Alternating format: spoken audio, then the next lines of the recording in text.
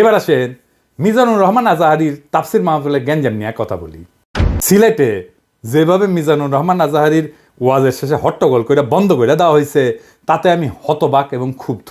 শুনেন তার কথা, শুনেন শেষ দিকের কথা। এই জায়গাটাতে এরকম কেন হইলো? শুরুতে তো এটা ছিল না।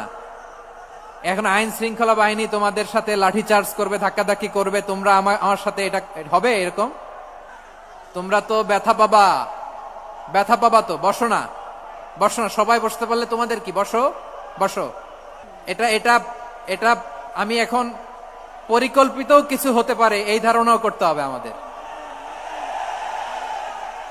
লক্ষ লক্ষ মানুষ বসে আছে, তোমরা একটু শান্ত হবে না? হ্যাঁ, বসো।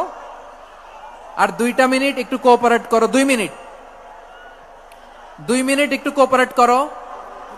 জি পুলিশ ভাইরা, হ্যাঁ আস্তে আস্তে, জি বসে যাবে, হ্যাঁ ঠিক আছে। 2 মিনিট। এই বিভাগে আমার আর আসা হবে না, আমি একবারই তো আসলাম। সো যা বলার তো আমি এখনই বলতে হবে, এমন না যে আমি আবার সুনামগঞ্জে আসবো, হবিগঞ্জে আসবো। খুবই গুরুত্বপূর্ণ কয়েকটা কথা আমি রাখবো তোমাদের সামনে। বসো, শেষ করে দিব। এই তো আর 10 মিনিট সময় আছে আমার হাতে। বসো। মাশাআল্লাহ, এই ঠিক আছে। আমি কলে এখানে এক বিশাল ষড়যন্ত্রের গন্ধ পাইতেছি। ঘটনা ছোট, রাজনৈতিক গুরুত্ব অপরিসীম। আজারি সাহেব নিজেই কইছে যে সামান্য জায়গায় একটা অল্প কিছু লোক এই কাজটা করেছে। শুনেন, পুরো লক্ষ লক্ষ মানুষ, আমি তো দেখতে পাচ্ছি কত লক্ষ লোক হয়েছে। একটা জায়গায় কোনো সমস্যা নাই, এখানে কয়েকশো ছেলে পেলে এই ধাক্কা ধাক্কি। না নিজে শুনতে পারতেছো, না অন্যকে শুনতে দিচ্ছ, না আমাকে বলতে দিচ্ছ। কি করতেছো তোমরা? এগুলো কি করতেছো? আমি আজকে just as a gesture of goodwill, আমি নামটা কইলাম না কে করিছে, কয়া দেবো কিন্তু কে করিছে এইটা। এই হট্টগোল হয়ে কেন সুষ্ঠুভাবে শেষ করতে পারলেন না তাফসির মাহফিল আজারি সাহেব? কারণ বিএনপি নেতারা প্রকাশ্যে বলিছে মাহফিলে আজারি সাহেব হেস্তনেস্ত শিকার হবে, এটা কইছে বিএনপি নেতা। সত্যি কথা, আমি ব্যানে করছি না। এই যে শুনেন, রহমান আজারি বক্তব্য রাখে বিএনপির বিপক্ষে, এত সাহস সে কোথায় পায়?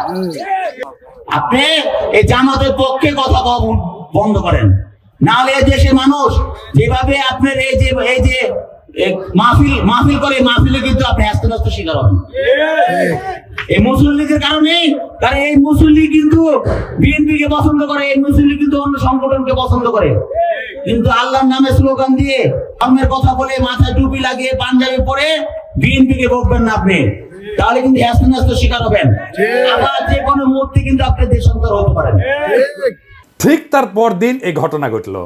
তার আগে তো অনেক নেতা, রিজভী ভাই তার সহকর্মীদের তাতায় রাখছে। এখন আজারির উপর কেন বিএনপি বিলা? দুইটা কারণে। এক, বিএনপির তো জমায়েত করতে টাকা খরচা হয়, এমন কোনো বক্তা নাই যার বক্তৃতা শোনার জন্য লাখে লাখে মানুষ যাবে। খালেদা জিয়া বা তারেক রহমান আসলে যাইতে পারে, কিন্তু দেশে আছে এমন কোন নেতার বক্তব্য শুনতে এখন আর যাবে না লাখে লাখে লোক। আর আজারির বক্তব্য শোনার জন্য স্মরণকালে সর্ববৃহৎ সভা হচ্ছে, যেটি যাচ্ছে সেটি হচ্ছে। এটা গা টাটাইতেছে বিএনপির। জনসমাগম মানে ক্ষমতা, বুঝছাও? আমাদের ভিডিওর ভিউ গেলে ক্ষমতা, আমাদের পোস্টের লাইক শেয়ার ক্ষমতা, এই ক্ষমতাকে বিএনপি চ্যালেঞ্জ মনে করছে। আর 2 নাম্বার, ইন্ডিয়ার ডরায় জনপ্রিয় ইসলামী বক্তারে।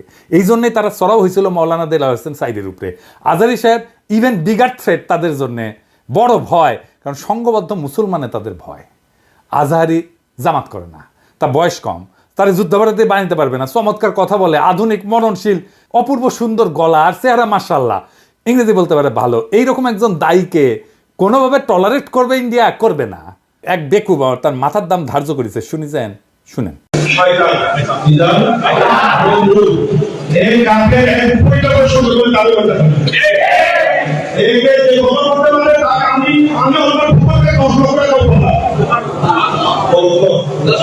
দেখেছেন তার জানের উপরে উঠে গেছে।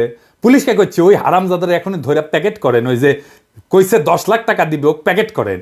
বিএনপি নেতারাও খুব অপমানজনক ভাবে কথা কইছে যে আজারি হুজুরের পিছে লাগিছে।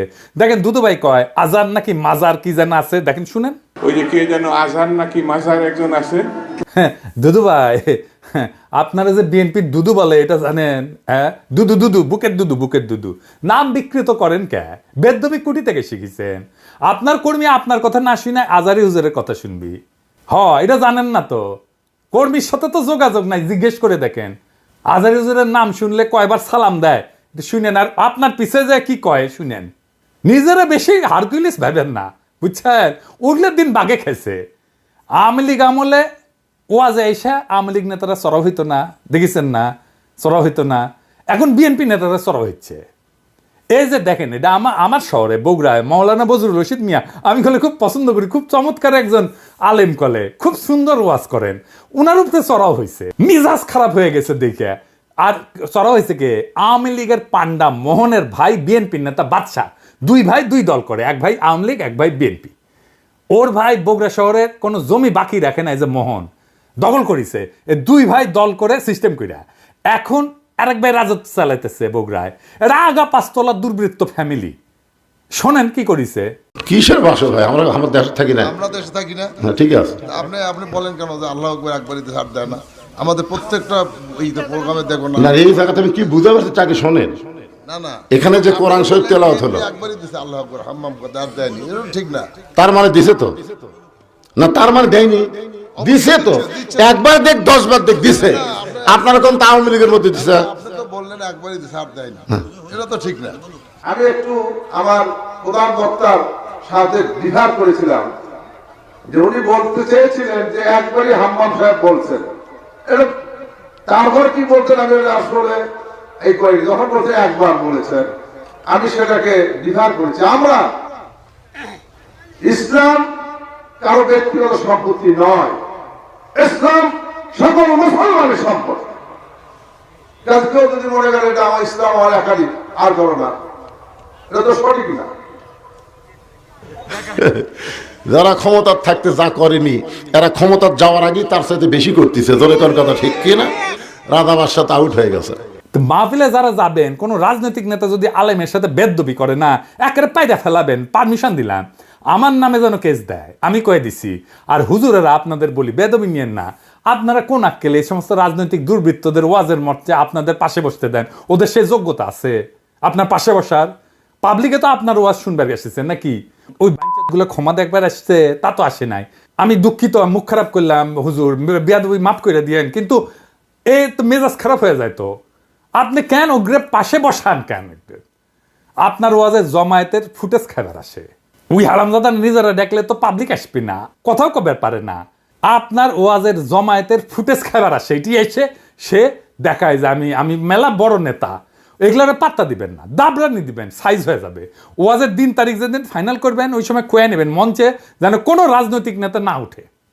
এই হারামজাদাগুলো সেকুলার সাজে, কয় যে ধর্মকে রাজনৈতিক উদ্দেশ্যে ব্যবহার করা যায়। তুই উঠিস কেন ওয়াজের ইয়েতে? তুই রাজনীতি করিস তো, তুই ধর্মকে ব্যবহার করিস কেন? তাইলে তুই উঠিস কেন ওয়াজের স্টেজে, মঞ্চে? কোনো রাজনৈতিক নেতারা বক্তব্য দিতে দেওয়া যাবে না। ওরা কয় না নির্বাচনে আসেন, রাজনীতিতে আসেন, কয় না। হ্যাঁ, এই যে দুদুভাই কইছে, এই যে শুনেন। ভাইরে রাজনীতি করবেন স্বনামে আসে, আড়াইলে আপনার লেগে রাজনীতি করেন। এবার কইবেন তুই এটা ওয়াজ কর, নিজে নিজে কর, দেখি হাউ মেনি প্যাডিতে হাউ মেনি রাইস, পারিস নাকি দেখি। আগামীর বাংলাদেশে রাজনৈতিক দুর্বৃত্তদের ঠাঁই নাই। হাজারো ছাত্র জনতা এমনি এমনি তাদের জীবন দেয় নাই। আমরা নতুন রাজনীতি চাই, আমরা নতুন কণ্ঠস্বর চাই, আমরা ফ্রেশ জিনিস চাই, সেকেন্ড হ্যান্ড মাল না। ইনকিলাব জিন্দাবাদ।